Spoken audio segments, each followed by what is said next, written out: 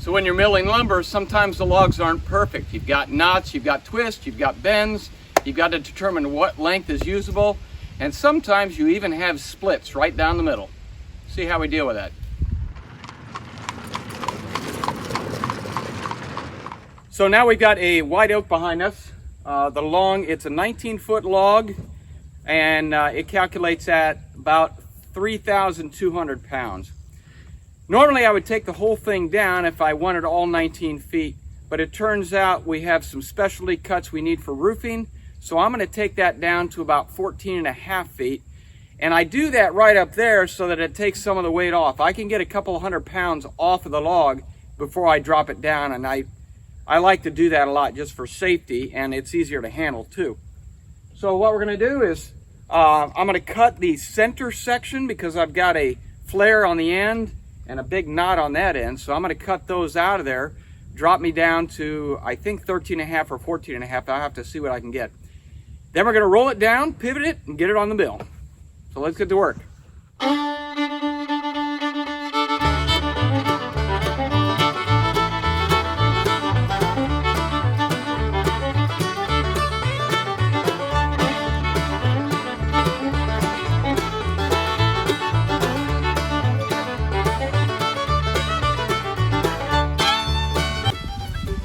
That's not good. Down there I found a split on that end, but I already cut that end, so I may not get the 13.5 feet that I wanted.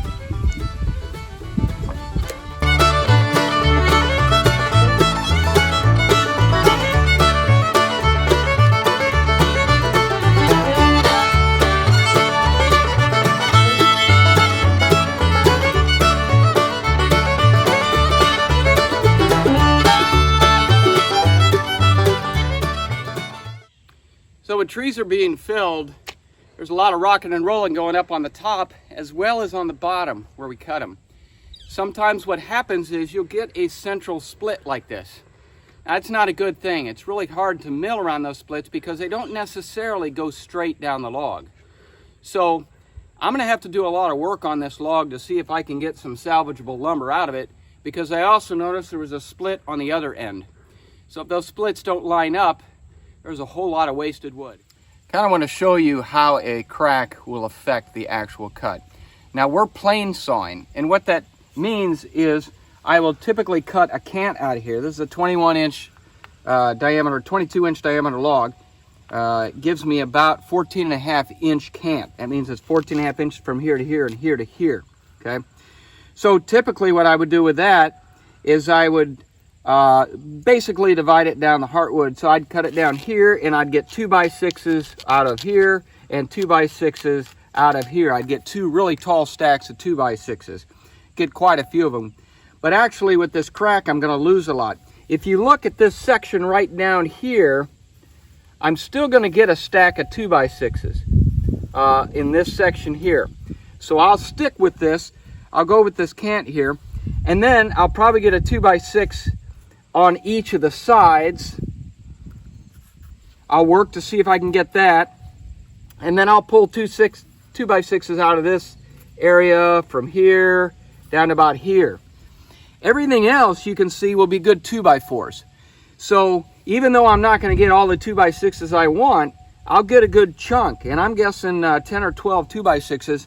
The rest of them I can slim down to 2x4s here and up in this area here. But I have to do it as I cut because I don't know exactly where these cracks go.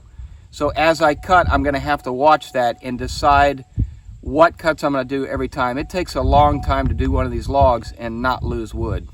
So we'll see what happens.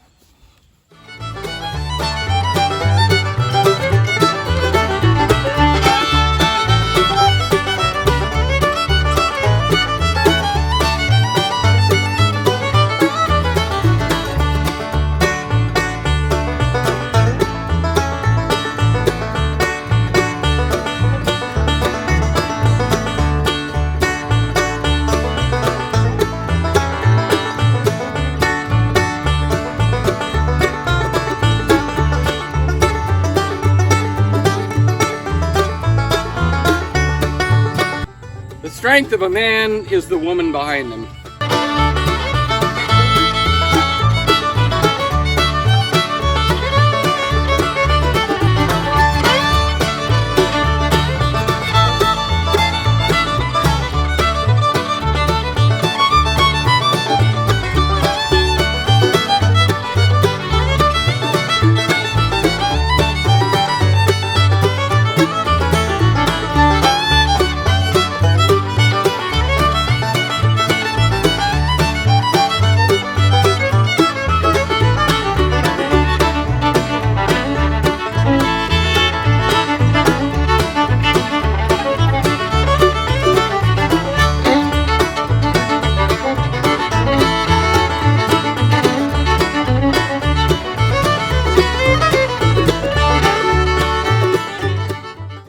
I just want to show you, when you see cracks on the end, or splits on the end, you don't really know where they go.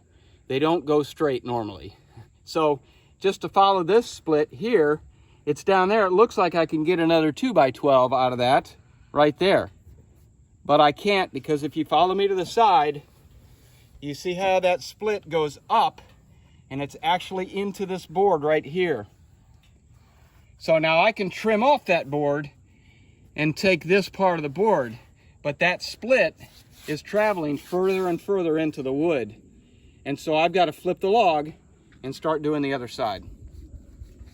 Now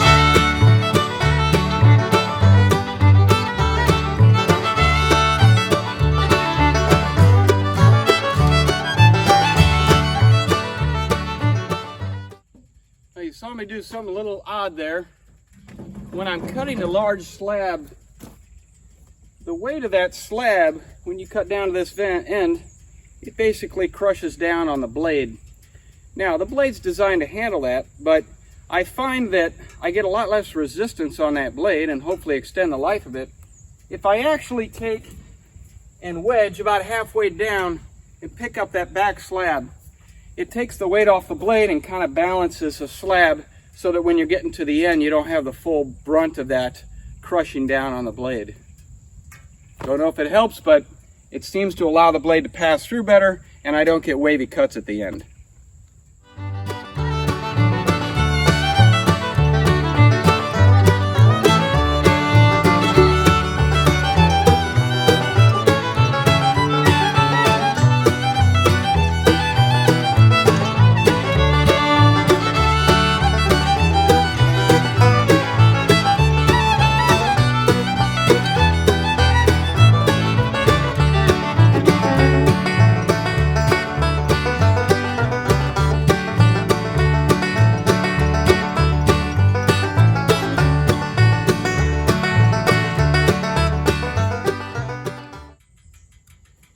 You're probably wondering why I took such a thin slice off the top.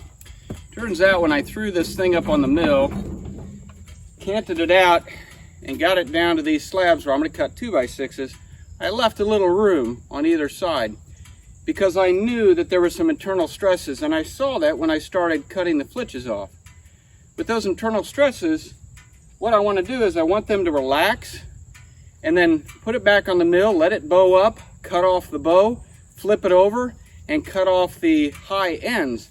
And eventually I'll get down to a square, or in this case a rectangular piece that doesn't have those stresses. Everything is relaxed at that point. And then I can cut straighter boards, and they won't warp and twist as much once they get to the drying racks.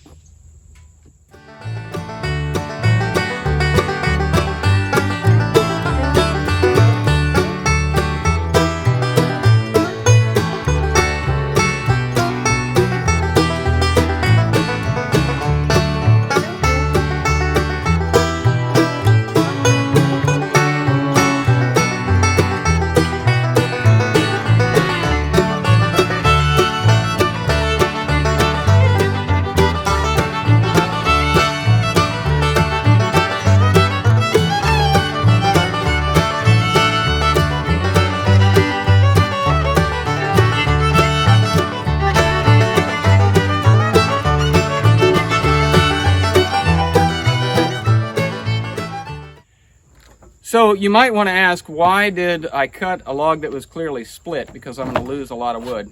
Actually, that's not really the case. If you look at the manifestation of a split, for example, on this board here, I cut it in a 2x6, and this is what happens. This portion here is no good.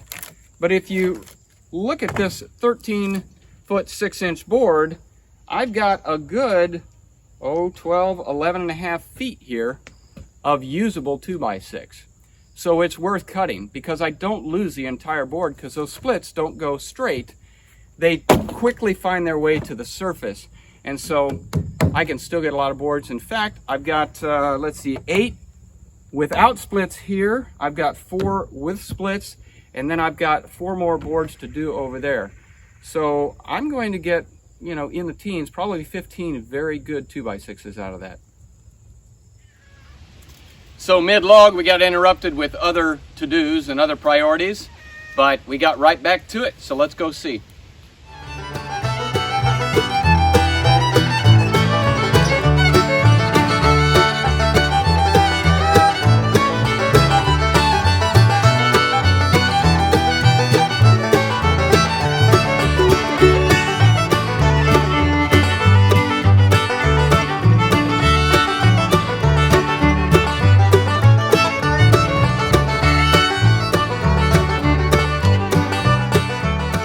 Sometimes those outside pieces have a whole lot of internal stress, and when you cut them, they bow right away. I mean, within 60 seconds. You'll throw it on the truck, and I just threw 3 of these on the truck thinking I had nice 2x6s, and when I came back to load the 4th one, I noticed they were a big U shape. Now, I don't necessarily lose that. What I can do is put them back on the mill, shave off the big hump, flip them over, and shave off the upturned ends, and I actually find right in the middle of that 2x6 a nice straight 2x4, and it'll stay straight after you cut it that way.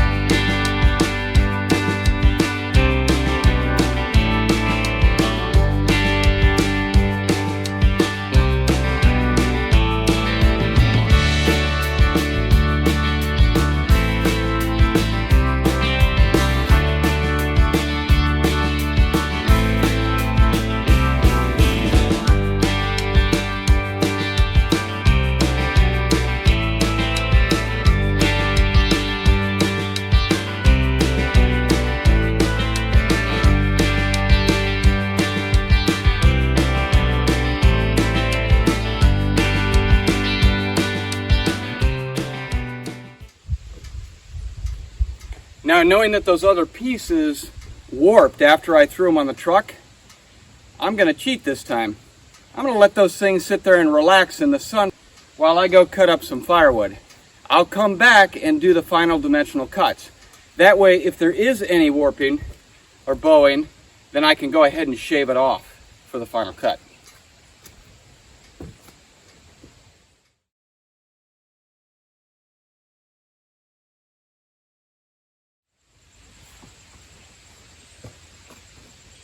I'm going to show you a little something over here. Not all the boards warp evenly, but it's worth noting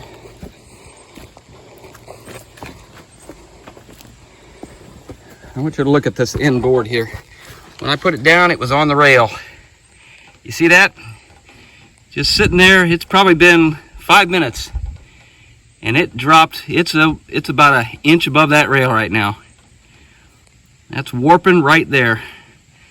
So we're going to take care of that and do some final cuts here. Try to straighten these boards out.